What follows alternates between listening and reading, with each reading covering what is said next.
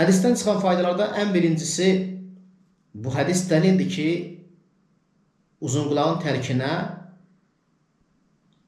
minmək icazəlidir. Yəni, bir nəfər əlavə götürmək icazəlidir. Eləcə də Allah elçisinin təvazökarlığına bax ki, minikdə olduğu halda tərkinə bir sahabəni götürmüşdür.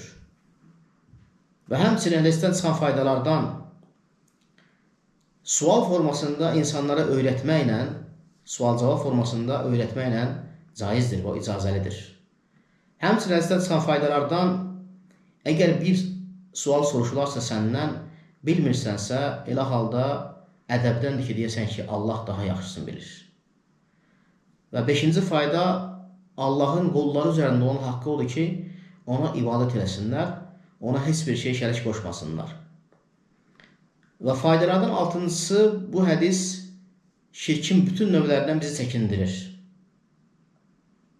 Hansı formada olursa olsun, şirkin bütün halından, bütün növlərindən bizi çəkindirir və bizi qadağan edir. Həmçinin bu hədis bizə tövhidin fəzilətini göstərir və ondan yapışmağın fəzilətini göstərir.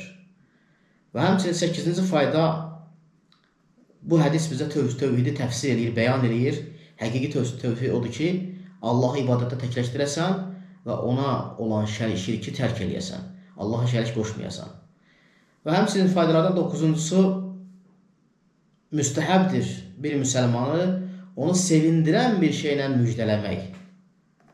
Həmçinin faydalardan 10-cusu, məsləhət üçün bəzən elmi gizlətməyin caiz olması. Burada Allah Rasulü İbn Abbasa, daha doğrusu Muaz ibn Cəbələ qadağan etdi ki, gedib onu insanlara xəbər verməsini.